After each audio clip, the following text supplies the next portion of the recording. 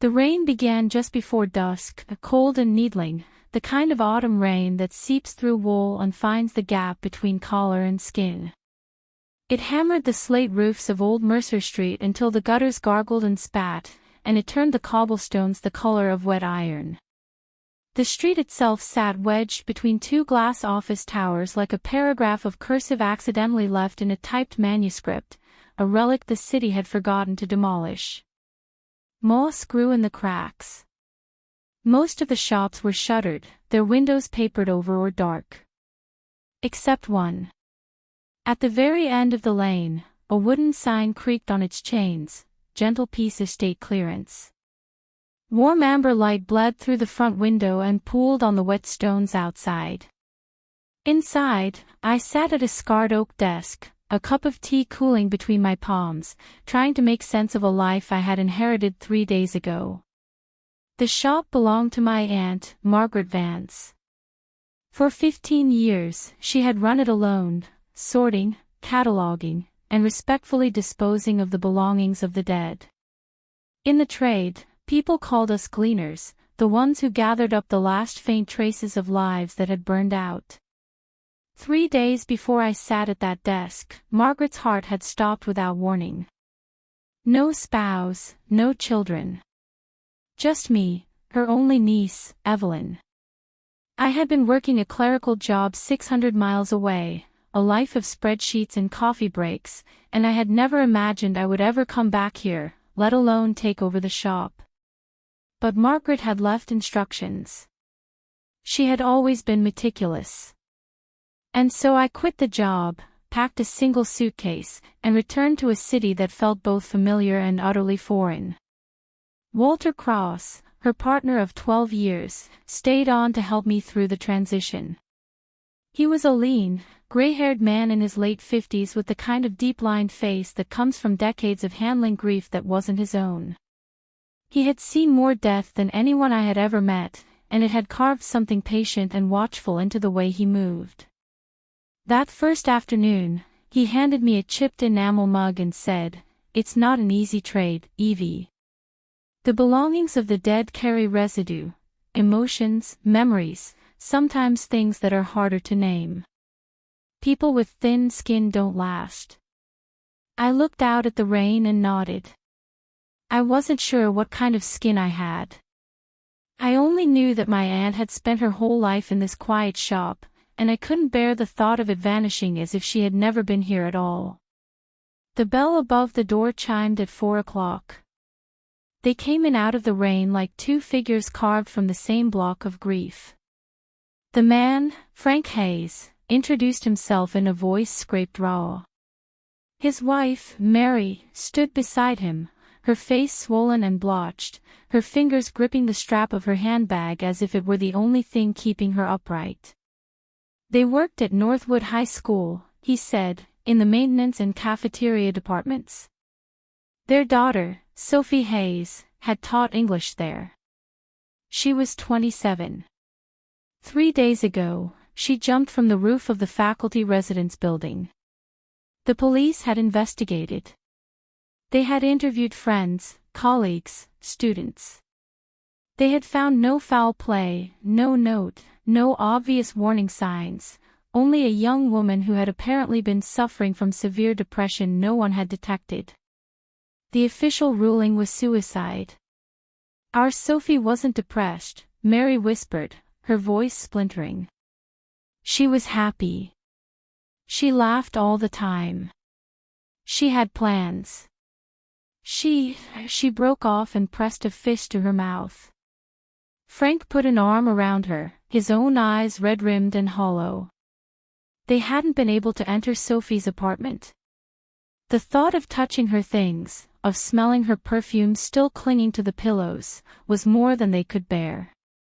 Someone had told them about our shop, about the quiet, respectful work we did. They wanted us to pack everything up, sort it, and return the meaningful items to them. The rest could be disposed of according to local custom. Money was no object. They just wanted it done with care. Frank pressed a set of keys into my hand. The metal was cold, and I felt something tighten deep in my chest. My first case, and it was a suicide, a young woman my own age, someone who had stood on a rooftop and chosen the empty air. Walter offered to take the job himself. He suggested I observe, learn the rhythm of the work, ease into it gradually. I refused. Something about the way Mary Hayes had looked at me, with that terrible mixture of hope and devastation, made me feel like I owed it to her to do this myself. Maybe I also wanted to prove something, to myself or to the memory of my aunt. Walter sighed, then nodded. We loaded the van with the tools of the trade, white cotton gloves, industrial-grade trash bags, archival boxes in 3 sizes, black marker pens, sealing tape, and a bolt of opaque black fabric. We also took incense sticks, the sandalwood kind my aunt always burned after a job, a small ritual to cleanse the air of whatever lingered. By early evening, the rain had softened to a drizzle. The faculty residence building stood on the northern edge of the high school campus, a tired brick structure with a wheezing elevator and fluorescent lights that flickered in the hallways. Apartment 702 was at the end of a long, silent corridor. I unlocked the door and pushed it open. The air that spilled out was clean and cool, faintly scented with paper, perfume, and the green smell of living plants. I had expected something heavy, oppressive, perhaps the stale stillness of a place where someone had been quietly unraveling. Instead, the apartment felt oddly alive. It was small, a 1-bedroom with a compact living area, but every surface had been tended with obvious affection. A braided rug on the hardwood floor. A bookshelf organized by genre. A row of succulents and daisies on the narrow balcony, their leaves still plump with recent watering. Sophie Hayes had not been living like someone about to die. Walter and I began with the public spaces, working in the methodical rhythm he had taught me on the drive over. We packed books into boxes labeled with their categories. We folded clothes and sealed them in garment bags. We sorted kitchenware, stationery, toiletries. The ordinary debris of an ordinary life. I found a stack of handmade cards from students in the desk drawer, each one thanking Miss Hayes for her patience, her kindness, her encouragement. A tin of peppermint tea. A tube of hand lotion. A hair clip shaped like a butterfly. I searched for the things I had halfway expected to find: prescription bottles, self-help books with cracked spines, journals filled with despair. There was nothing. No antidepressants. No therapist's business card. Not a single sticky note with a bleak thought scribbled on it. The apartment was not just clean, it was almost aggressively normal, as if Sophie had stepped out for groceries and would be back any minute. Police said she was teaching classes and having dinner with colleagues right up until the week she died, Walter said quietly. He was sealing a box of winter coats. No one saw anything wrong. That's the thing about hidden depression. The brightest smiles can hide the deepest darkness. I've seen it 100 times. I wanted to believe him. It would have been easier. But a small, persistent unease had begun to gnaw at the edge of my thoughts, a splinter I couldn't locate. I kept working. The bottom drawer of the desk was supposed to be locked. It wasn't. I pulled it open, expecting to find tax documents or old stationery. Instead, I found a single object, a hardbound journal with a pale blue cover patterned with silver stars. The edges of the cover were worn soft, as if the journal had been handled constantly. Standard procedure was to seal personal writings without reading them.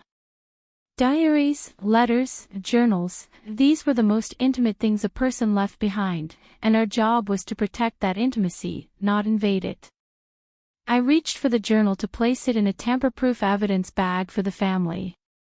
The front cover slipped. A loose sheet of paper slid out and fluttered to the floor. I picked it up.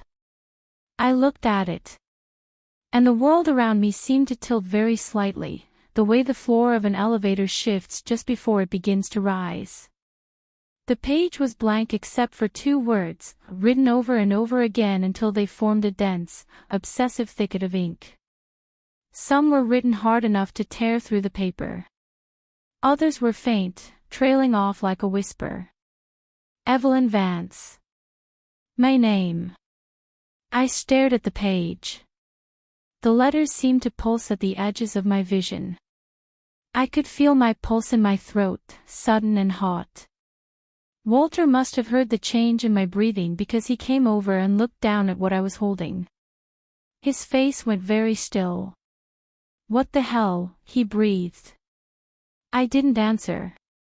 My hands were trembling as I opened the journal properly and began to turn the pages. What I found made my stomach drop into some cold, bottomless space. The journal was a record of Sophie's daily life, her students, her friends, books she was reading, the small joys of tending her plants. But every margin, every blank space, every sliver of white between paragraphs was filled with my name. Evelyn Vance. Evelyn. E. Vance. Evie, over and over, in different sizes, different pressures, different angles, as if someone had been scribbling it obsessively for months. And the diary entries themselves, when I forced myself to read them, were worse. The early pages were normal. Then, about 3 months before her death, the tone shifted. The first strange entry was just 3 words. She is here. No explanation. No context. The handwriting was shaky, the ink blotted as if water had dripped on it. From that entry onward, my name began to appear in the margins, at first just once or twice, tucked away in a corner, then more and more frequently, until it consumed nearly every inch of white space. The content grew more disturbing. She watches me all the time. I don't know her, but I know her name. Evelyn Vance, Evelyn Vance will come to sort through my things. I know this. I don't know how I know this, but I know it with absolute certainty, I am not depressed. I keep telling them I'm not, but they don't believe me. They all think I'm sick, there is something inside my head. It talks to me. It is telling me to jump, I am fighting it, but it gets stronger every day. I don't know how much longer I can hold on. The final entry, dated the day before she jumped, was barely legible. The pen had carved trenches into the paper, tearing through in several places. Just 2 lines. Evelyn, if you are reading this, do not believe what the police told you. It is not depression. The journal fell shut in my lap. The silence in the apartment was immense, broken only by the distant hum of the elevator and the drumming of rain against the window. I looked at Walter. What is this? How is this possible? He was quiet for a long moment. Then he took off his glasses and polished them slowly on the hem of his shirt. His hands, I noticed, were not quite steady. In this line of work, he said finally, you sometimes come across things that don't make sense. Things the rational mind wants to reject. He replaced his glasses and looked directly at me. Evie, I think you should hand this case off. Give the journal to the family sealed. Pretend you never saw any of it. Why? My voice came out sharper than I intended. Because you're scared. Yes. He didn't blink. I've been doing this for 12 years. I've never seen a dead woman predict, 3 months in advance, the name of the stranger who would sort through her belongings. That is not normal. That is not explainable. And, he stopped. And what? Your aunt. He said the words carefully, as if they were made of thin glass. About a month before she died, she mentioned a case she had worked on. A young woman, a jumper, ruled a suicide. In her diary, she had written someone else's name, someone she didn't know, over and over again. And the person whose name she wrote later came and sorted through her things. Your aunt told me never to touch cases like that. She said they carried a kind of contagion. The air in the room felt suddenly thin. What happened to that case? I don't know. She wouldn't tell me details. She just said that if I ever came across something similar, I should walk away. I looked down at the journal in my hands. Sophie Hayes had spent 3 months writing my name into every corner of her life. She had known, somehow, that I would come. She had, in some impossible way, reached across time and the barrier between strangers and aimed her desperate message directly at me. She had screamed into the void, and the void had answered with my face. If I walked away now, who would ever listen to her? I'm not handing it off, I said. Walter opened his mouth to argue, but I shook my head. If she really was depressed and this is all just some bizarre coincidence, then fine, I'll have done a normal job. But if she wasn't? I trailed off, unable to finish the sentence. The thought was too large, too dark. If Sophie hadn't been depressed, if something else had pushed her off that roof, then every single one of those feverish scribbles of my name had been a plea. And pleas deserved answers. Walter studied me for a long time, and something complicated moved behind his eyes. Sorrow, maybe, or recognition. You sound exactly like her, he said. Your aunt. Same stubbornness. Same inability to leave well enough alone. He turned back to his boxes without another word of protest. I carefully slid the journal into a protective sleeve. As I did, a folded slip of paper fell from the inside cover, where it had been tucked behind the end paper. I picked it up and unfolded it. It was a receipt from a convenience store, dated around the time Sophie's diary entries first changed. Below the printed list of items, bottled water, hand cream, a ballpoint pen, was a single handwritten line in blue ink. Asterisk she lives at 23 Old Mercer Street. Gentle Peace Estate Clearance, asterisk. My skin went cold. My aunt's shop. The address where I was standing barely 3 days after Margaret's heart stopped. Sophie had not only known my name, she had known exactly where to find the business, 3 months before I had ever set foot in it. Had she come here? Had she stood outside this shop and looked through the window? Had she spoken to my aunt? I turned to call out to Walter, but the words died in my throat. The door to the bedroom was ajar. Beyond it, the closet door, a sliding panel we had definitely closed after packing Sophie's clothes, stood open about 8 inches. The gap was dark and perfectly still. Walter, I said, my voice tight. Did you open the closet again? No. He set down his marker and followed my gaze. Why? Neither of us had. The windows were shut. There was no draft. I crossed the room and pushed the bedroom door fully open. The closet was empty, the clothes we had left neatly folded now slightly disarranged, as though someone had brushed against them. But no one was there. The apartment was empty. Except for one thing. On the floor of the closet, pushed all the way to the back corner and standing upright as if deliberately placed, was a small cloth doll. It was crudely handmade, stitched together with coarse thread and uneven seams. It wore a dress of faded red floral fabric, and its hair was black yarn braided into 2 stiff pigtails. Its face was blank, no mouth, no nose, no features at all, except for 2 curved lines of red embroidery where the eyes should have been. They arced upward. It looked like it was smiling. I reached down and picked it up. The fabric was shockingly cold, as if it had been sitting in a freezer, not a bedroom closet. The cold bit into my fingertips and radiated up my wrist. I turned the doll over. Pinned to its back was a scrap of paper, the handwriting jagged and unfamiliar, though the ink matched the diaries. "It is contagious." Walter snatched the doll out of my hands before I could react.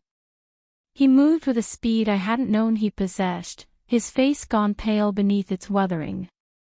He wrapped the doll in a square of black fabric and sealed it inside a hard-sided container. "Don't touch it again," he said, his voice rough. "We'll talk about it back at the shop. Not here." I stared at him, my fingers still tingling from the cold. "Walter, what is that thing?" "Later." We finished the job in a tense, compressed silence. I sealed the diary and the receipt in my personal bag, away from the other items. As we left, I glanced back at the apartment one last time.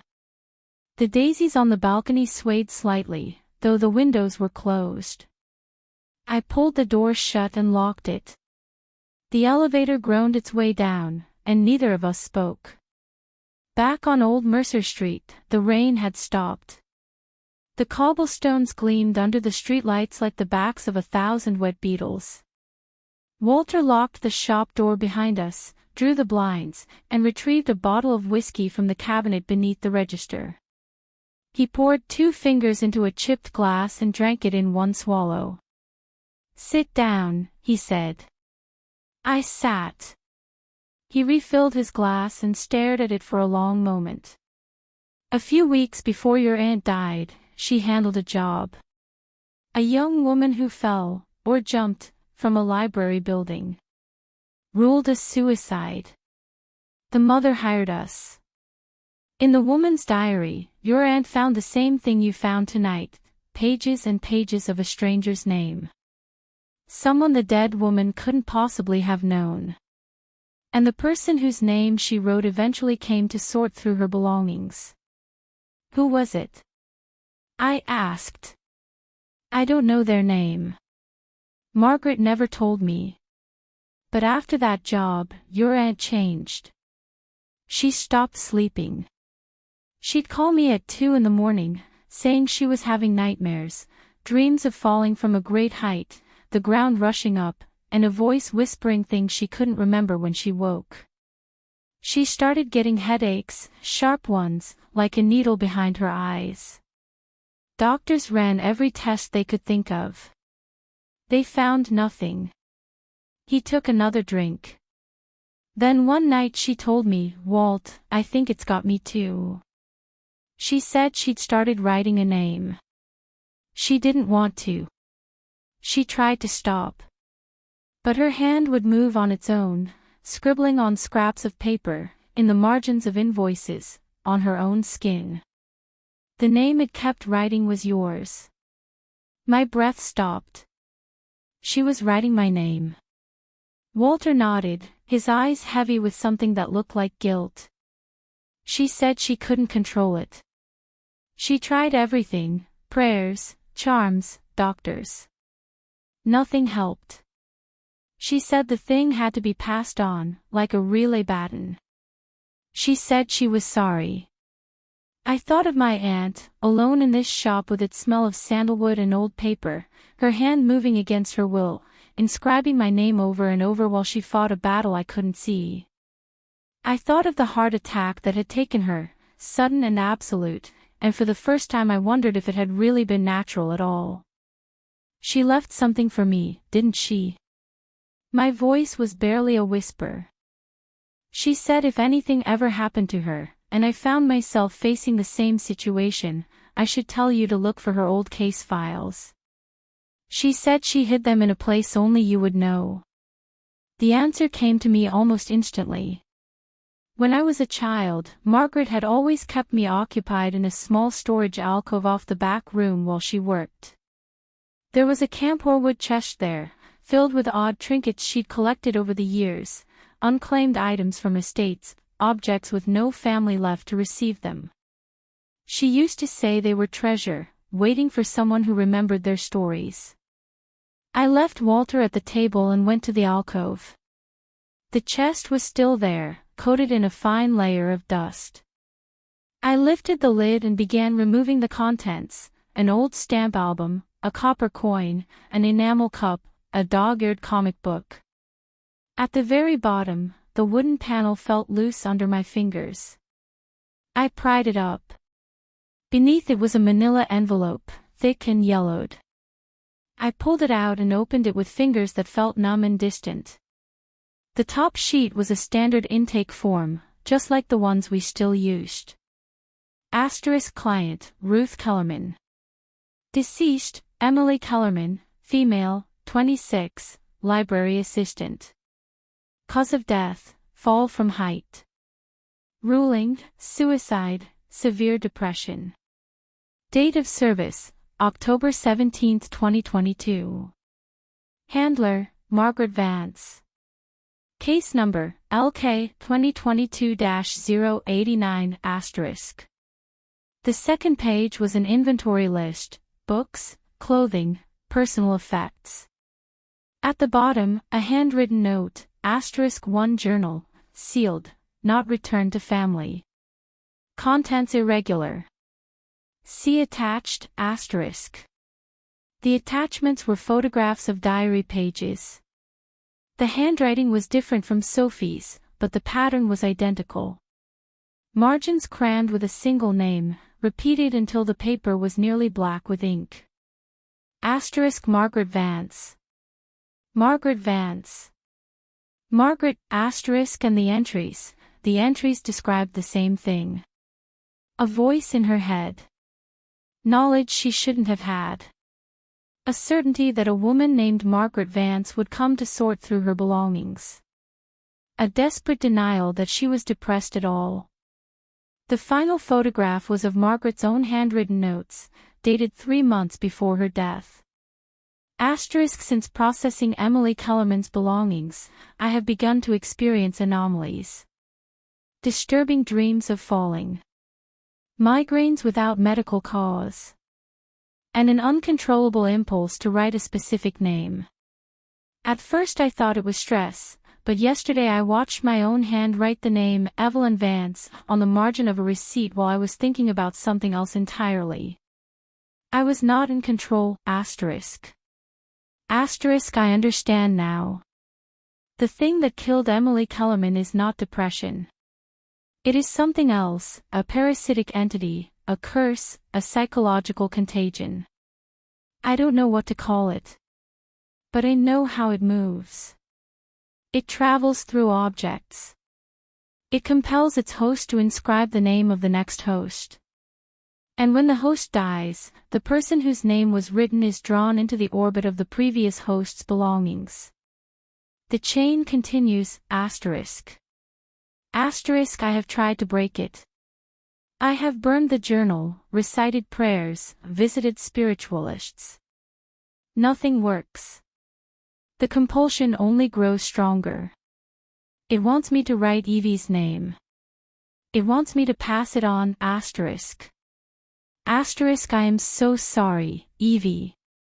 I held out as long as I could, there is one before Emily. Her journal mentioned a man named Victor Moreland. He died in November 2021. His address, as written in Emily's diary, was the old textile mill housing complex on the south side of town. If you are reading this, Evie, that is where you must go next. The chain began somewhere. Find its origin. Maybe then you can stop it, *. Do not burn this letter. Do not ignore it. It is already looking for you, *. The letter ended there, signed with my aunt's familiar looping signature.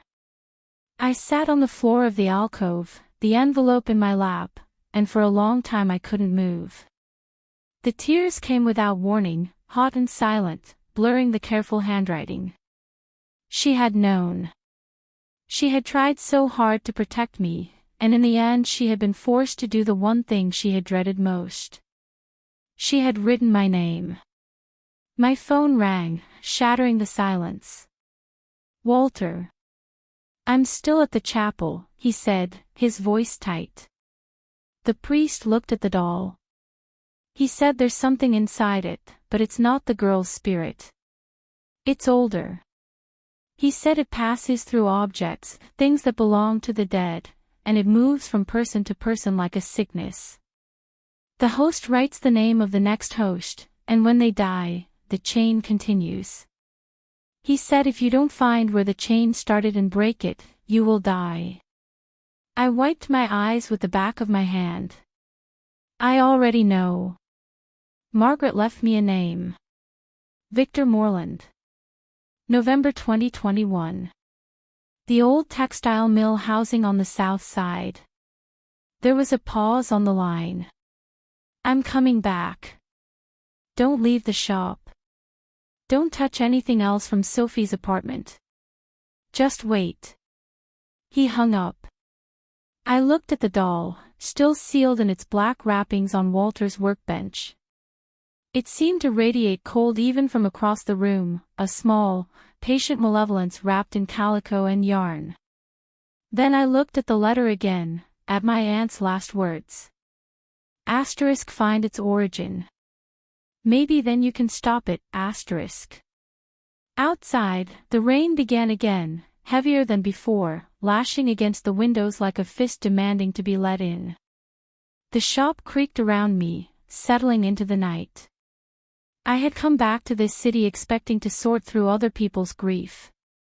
I had not expected to find my own name waiting for me in the pages of a dead woman's diary, written 3 months before I had ever heard of Sophie Hayes.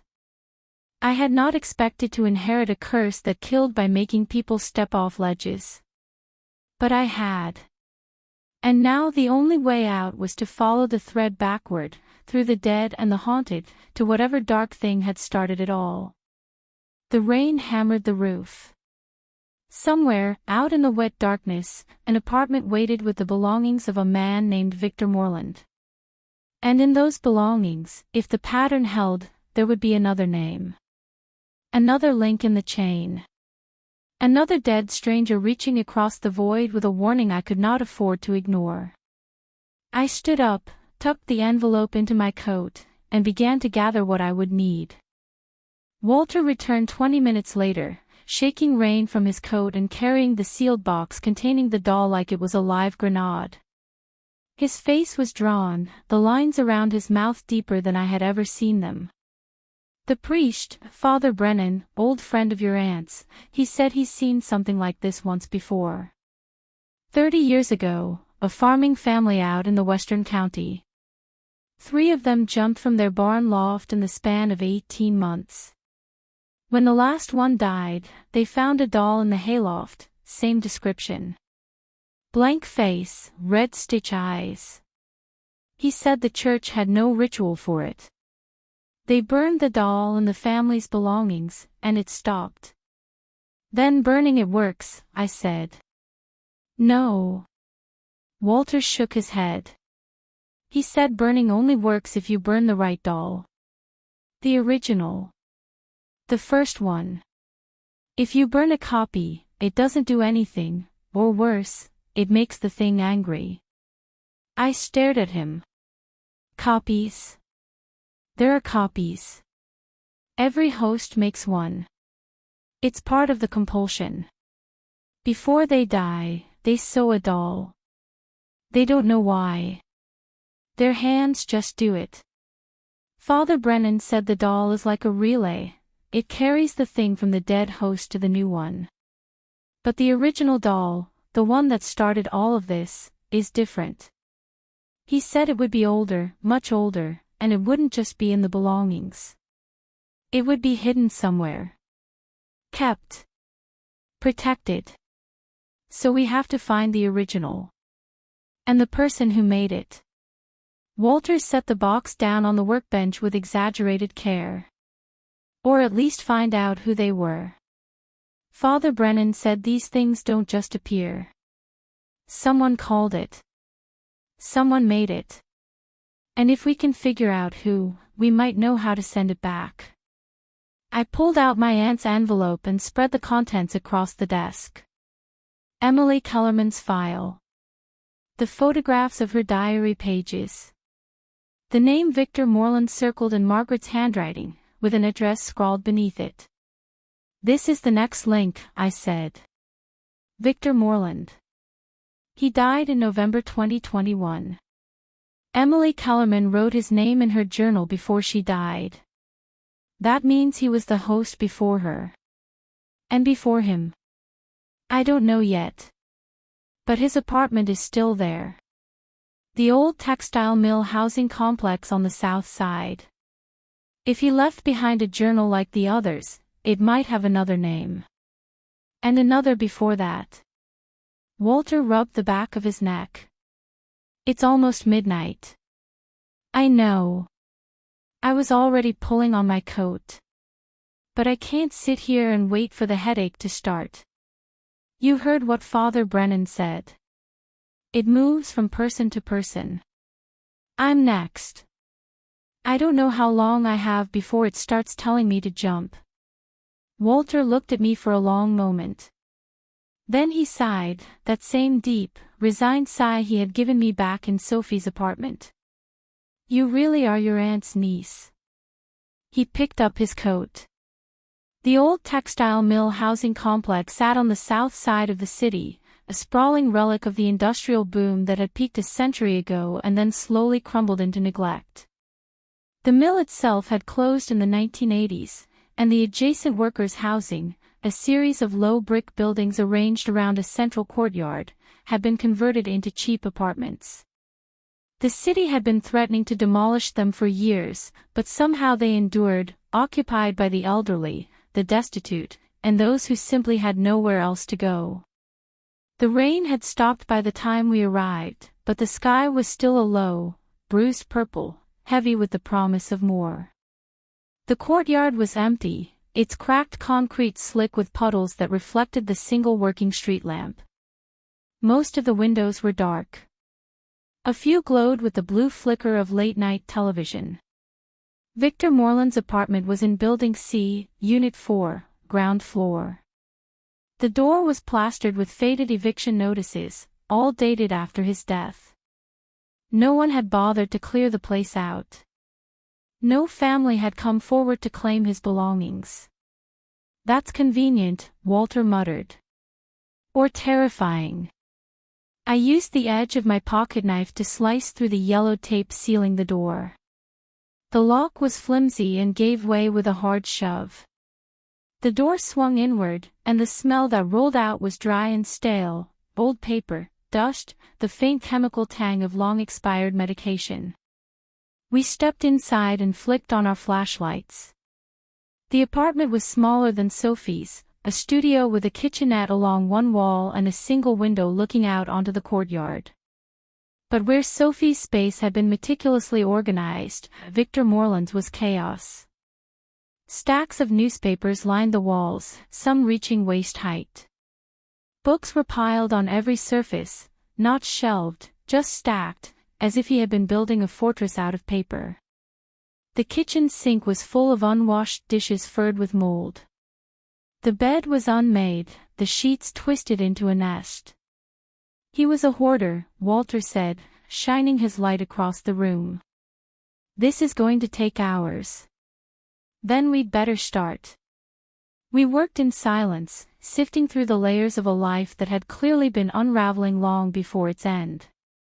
I found medical records dating back years, doctors' visits for migraines, insomnia, anxiety. Prescriptions for sleeping pills and antidepressants, most of them unfilled. A letter from an employer at the textile mill, dated 6 months before Moreland's death, terminating his position due to erratic behavior and repeated absences. And then, tucked beneath a stack of newspapers beside the bed, I found it. A journal. Hardcover, black, the spine cracked from heavy use. I opened it. The handwriting was spiky and erratic, slanting across the pages at odd angles. The entries started off mundane, complaints about work, notes about the weather, a running tally of expenses. But about 4 months before his death, the tone shifted, just as it had in Sophie's and Emily's. There's a woman's voice in my head. I don't know who she is. She keeps saying a name. Emily Kellerman. I don't know any Emily Kellerman. But I can't stop hearing it, I've started writing her name. Everywhere. On receipts, on envelopes, on my own arm. I can't stop. My hand moves on its own, I know things I shouldn't know. She works at a library. She lives alone. She will come to my apartment after I die. She will find this journal. I don't know how I know this, but I know it, the voice is telling me to go to the roof. I'm not going to. I'm not. I've locked myself in the bathroom. I'm not coming out, But he did come out. The next entry, dated a week before his death, was barely legible. I can't fight it anymore. It's so much stronger than me. It showed me things. Where it came from. A house in the woods a long time ago. A woman who lived there alone. She made something. She called it into something. And it's been moving from person to person ever since, looking for something. I don't know what it wants. I just know it's never going to stop, If you find this, whoever you are, go to the house. It's in the woods outside town, past the old reservoir. She lived there. Her name was Ida Gable. It started with her, Beneath this entry, in the same spiky handwriting, was an address. A rural route number and a description, white house, green shutters, at the end of a gravel road past the reservoir. I looked up at Walter. I have a name. Ida Gable. And an address. Who's Ida Gable? The one who started it. According to Moreland's journal, she made something. Called something. He said it showed him where it came from, a house in the woods, past the old reservoir. Walter was quiet for a moment. Then he said, I know that area. There's nothing out there but old homesteads and forest. If there's a house still standing, it's been abandoned for decades. Then that's where we're going. It's 2 a.m, Evie. Then we'll be there by 3. The road past the reservoir was unpaved and barely wide enough for the van. Tree branches scraped against the sides like skeletal fingers, and the headlights carved a narrow tunnel through the darkness. The forest was dense and wet, dripping with the remnants of the storm. I gripped the steering wheel and tried not to think about what we would find at the end of this road. The gravel track ended abruptly at a rusted gate, beyond which a house crouched in the darkness like an animal waiting to spring. It was a farmhouse, or what remained of one, white paint peeling in long strips, green shutters hanging askew, the roof sagging in the middle like the spine of an old horse. The windows were dark. The front door stood slightly ajar. Walter crossed himself. I had never seen him do that before. We got out of the van and approached the house. The air here felt different, thicker, heavier, pressing against my skin like a fever. The silence was absolute, the kind of silence that feels like something is holding its breath. The front door opened with a groan. Inside, the house was a tomb of dust and shadow. Our flashlights picked out the remnants of a life long abandoned, a rocking chair draped in cobwebs, a fireplace filled with dead leaves, a staircase leading up into darkness. The air smelled of mildew and something else, something sweet and rotten, like flowers left too long in a vase. Let's split up, I said. Look for anything personal. Diaries, letters, photographs. Anything that might tell us who Ida Gable was and what she did here. Walter nodded and moved toward the back of the house. I took the staircase, each step groaning beneath my weight. Upstairs, there were 3 rooms. 2 were empty except for dust and the husks of dead insects. The 3rd was a bedroom. The bed was still made, the quilt faded but intact. A dresser stood against one wall, its mirror cracked and filmed with age. On the dresser was a small wooden box, intricately carved with patterns that looked like vines or snakes. I opened it. Inside were letters. Dozens of them, tied together with a faded ribbon. And beneath the letters, a photograph. The photograph was old, sepia-toned and curling at the edges. It showed a woman standing in front of this very house. She was young, perhaps in her early 20s, with dark hair pulled back in a severe bun and eyes that seemed to look straight through the lens and into whatever lay beyond it. On the back of the photograph, in elegant cursive, was written, Ida Gable, 1912. Beneath the photograph was a journal, smaller than the others I had found, its leather cover cracked and brittle. I opened it carefully, afraid the pages might crumble at my touch. The handwriting was the same elegant cursive as the photograph. The early entries were ordinary enough, notes about the weather, the farm, the loneliness of living so far from town. But as I turned the pages, the entries grew darker. Ida wrote about hearing voices in the wind, about seeing shapes moving in the woods at night. She wrote about a man she had loved who had left her, about a child she had lost, about a grief so immense it felt like a physical presence in the house. And then, about halfway through the journal, the entries changed entirely. Asterisk, I have found a way to make it stop. The pain. The loneliness. There is an old ritual, written down in a book I bought from a traveling peddler. He said it came from the old country. He said it could call forth a companion, something that would never leave, that would stay with me forever. I did not believe him, but I was desperate. Asterisk. Asterisk, I performed the ritual last night. I sewed the vessel, as the book instructed. A small figure, made from my own dress, stuffed with my own hair. I gave it eyes so it could watch over me. I spoke the words, asterisk. Something answered. I am not alone anymore. My hands were shaking. I turned the page. Asterisk, it stays with me always. It whispers to me. It tells me things, secrets, hidden knowledge, the names of people I have never met. It says it can give me anything I want if I let it grow stronger. It wants to spread. It wants to move from person to person, like a seed carried on the wind. Asterisk. Asterisk, I don't know if I can control it anymore. I thought I had called a companion, but I think I may have called something else entirely. Asterisk. Asterisk, if anyone finds this journal after I am gone, do not touch the doll. Do not bring it into your home. Burn it. Burn this house. Burn everything.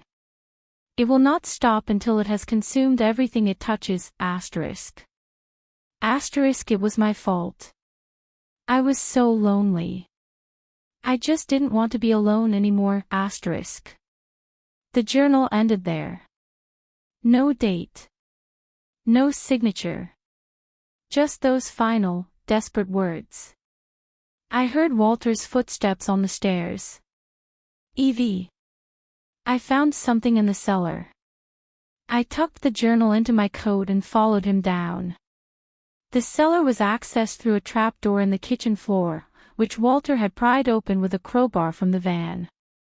The space below was small and earthen-floored, smelling of damp and rot.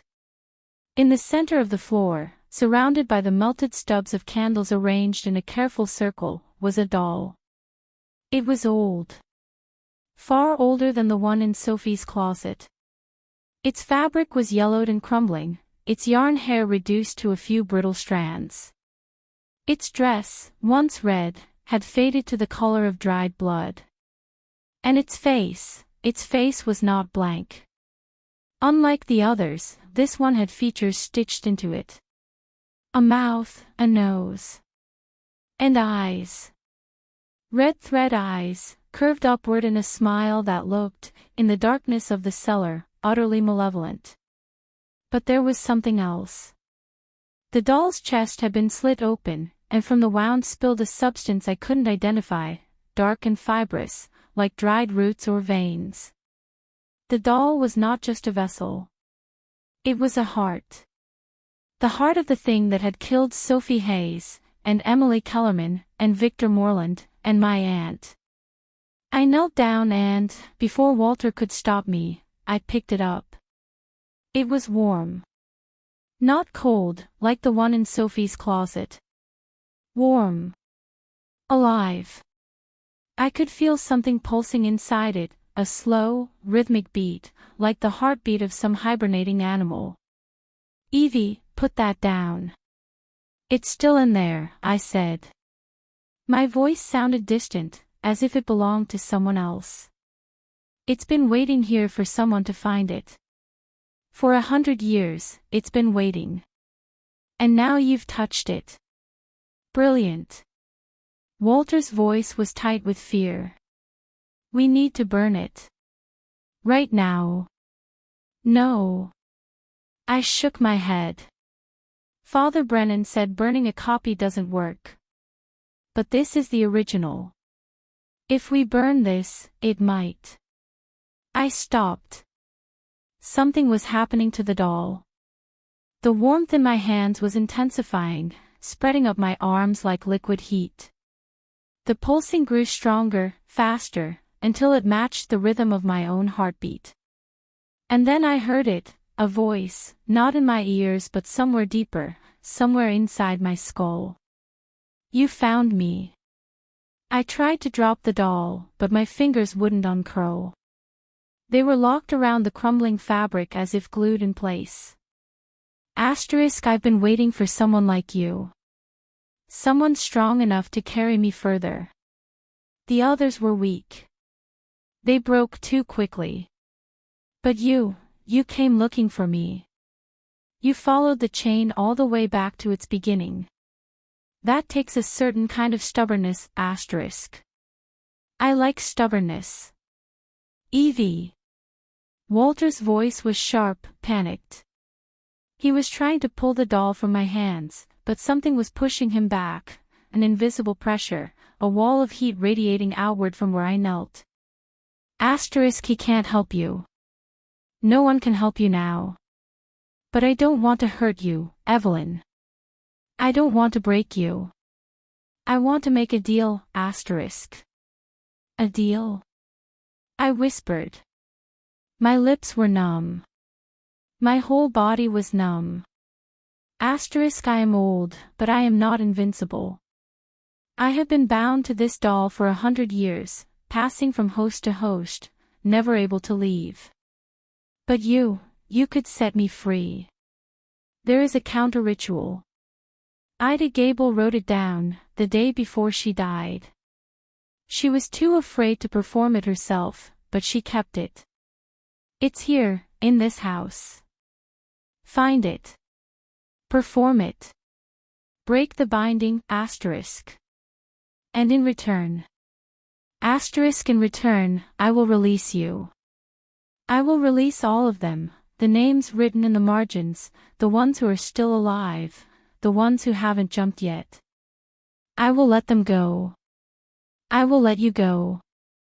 You will never hear my voice again, Why should I trust you? Because you don't have a choice. You can burn this doll, and I will die, but so will you. Our heartbeats are linked now. I made sure of that the moment you touched me. Kill me, and you kill yourself, The warmth receded. My fingers uncurled, and the doll fell to the earthen floor with a soft, dry sound. I gasped and scrambled backward, my body trembling with cold and adrenaline. Walter caught me before I hit the ground. What happened? What did it do to you? It spoke to me. My voice was hoarse. It offered me a deal. A counter-ritual. 𝐼𝐒𝐈𝐒 left instructions somewhere in this house. If I can find them and perform the ritual, the binding breaks. The chain ends. Everyone who's still alive, everyone whose name has been written but hasn't died yet, they'll be free. And if you don't, then it keeps going. Through me. And whoever comes after me. Walter helped me to my feet. And you believe it. I believe it wants to survive. And right now, the only way it can survive is if I help it. I looked at the doll, lying in its circle of dead candles. We need to search this house again. Every floorboard, every wall, every hiding place. Somewhere in here, 𝐼𝐒𝐈𝐒 left a way out. We searched through the rest of the night. The hours blurred together in a haze of dust and exhaustion. We pried up floorboards and tapped on walls. We rifled through every drawer and cupboard. The sky outside the grimy windows had begun to lighten to a pale gray when Walter called out from the kitchen. "Evie. I think I found something." He was standing by the fireplace, holding a loose brick he had pulled from the back of the chimney. Inside the cavity behind it was a tin box, rusted but intact. I pried it open with shaking fingers. Inside was a single sheet of paper, folded into quarters, the handwriting the same elegant cursive as Ida's journal.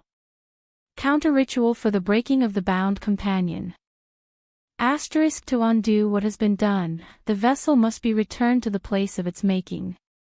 The one who carries the binding must speak the words of unbinding, written below, while holding the vessel in both hands. The vessel must then be wrapped in cloth woven by the hand of the binder, and buried in earth consecrated with the tears of the bound. When the vessel is covered, the binding will break, and the companion will be set free. Asterisk. But know this, the companion cannot be destroyed, only released. It will go where it will go. It will find others, or it will not. That is no longer your concern. Your only concern is to sever the thread that binds it to you. Asterisk. Beneath this were the words of the ritual. They were in a language I didn't recognize, guttural, ancient, the syllables strange on my tongue when I tried to sound them out silently. The cloth woven by the hand of the binder, I murmured. That means something 𝐼𝐒𝐈𝐒 made herself. And earth consecrated with the tears of the bound, that's me. I'm the bound one. My tears. And the place of its making, Walter said. This house. This is where she performed the first ritual. I looked at the doll, still lying on the cellar floor below us. We need to bring it back up. And we need to find something 𝐼𝐒𝐈𝐒 made. Cloth. Clothing. Anything she sewed with her own hands. The quilt. The quilt on the bed upstairs. I ran up the stairs 2 at a time, pulled the faded quilt from the bed, and brought it back down to the cellar. The fabric was thin and fragile, but it was large enough to wrap the doll. The words, Walter said. Can you read them? I looked at the paper. The strange syllables seemed to shift and writhe on the page, but when I focused, they steadied. I think so. Then do it. Before the sun comes up. I don't know why, but I feel like this has to be done in darkness. I knelt on the earthen floor, the doll cradled in my hands. Its warmth pulsed against my palms, steady and patient. I wrapped it in 𝐼𝐒𝐈𝐒's quilt, the fabric soft with age. And then I began to speak. The words were difficult. They scraped against my throat like stones, and each syllable felt like it was being pulled out of me by force. The air in the cellar grew cold, colder than it had any right to be, and I could see my breath pluming in front of my face. The candle stubs around me flickered, though there was no wind. The doll grew hot. burning hot. I wanted to drop it, but I forced myself to hold on, to keep speaking, to push through the pain. Tears were streaming down my face, from the heat, from the fear, from the exhaustion of a night that had lasted 100 years, and they dripped onto the quilt, onto the doll, onto the earth beneath me. The final word left my lips. The doll shuddered in my hands. And then the warmth was gone. Not slowly, instantly, like a flame being snuffed out. The doll was cold and still, nothing more than a crumbling relic of fabric and yarn and old sorrow. I felt something lift from my chest, a pressure I hadn't even realized I had been carrying, as if a hand that had been gripping my heart for 3 days had finally unclenched. "It's done," I whispered. Walter helped me dig a shallow hole in the corner of the cellar, and I placed the wrapped doll inside. We covered it with earth, and I let the last of my tears fall onto the soil. When we emerged from the house, the sun was rising over the trees, pale and clean. The air smelled of wet earth and pine. The van sat where we had left it, its windshield beaded with rain. "Do you feel any different?" Walter asked. I stood still for a moment, taking inventory of my body. The headache that had been building at the base of my skull, a headache I had been trying to ignore all night, was gone. My thoughts felt clear, unclouded. My hands were my own. "Yes," I said. "I think it's really over." We drove back to Old Mercer Street in silence, the van rattling over the gravel road as the forest gave way to farmland and then to the outskirts of the city. When we pulled up in front of the shop, the morning light was spilling over the rooftops, and the cobblestones were steaming gently as the sun burned off the night's rain. 3 weeks passed. I finished sorting Sophie Hayes's belongings. I sealed the journal in an archival box with a note explaining, as best I could without sounding insane, that she had not been depressed, that she had been fighting something none of us could see, and that she had fought bravely. I gave the box to Frank and Mary Hayes, and I watched Mary's face as she read my note. I don't know if she believed me. But I think she believed that I believed it, and sometimes that's enough. The doll from Sophie's closet, the copy, we burned in the alley behind the shop, along with a bundle of sage Walter insisted on waving over every surface. Father Brennan came by the next day and said a prayer over the shop, splashing holy water on the doorframes and muttering in Latin. He didn't charge us. He said it was the least he could do for Margaret's niece. As for the original doll, buried in the cellar of Ida Gable's house, I don't know what became of it. I drove out there once, a week after that night, but the house was gone.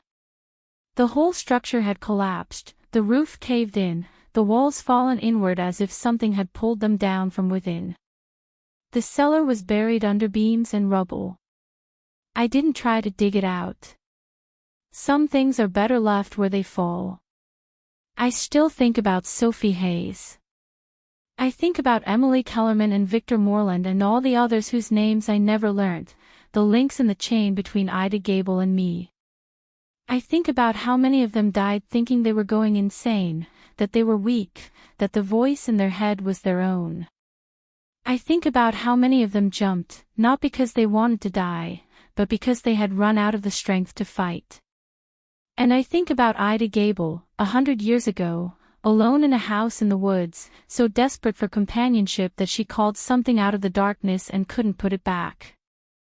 I understand her. I think that's the part that haunts me most. I understand what it feels like to be so lonely you would do anything to make it stop. The difference is, I got out. She didn't. Walter still works with me. We've taken on 3 new cases since Sophie Hayes. Ordinary cases, the kind that don't involve dolls or journals or names written in margins. An old man who died peacefully in his sleep.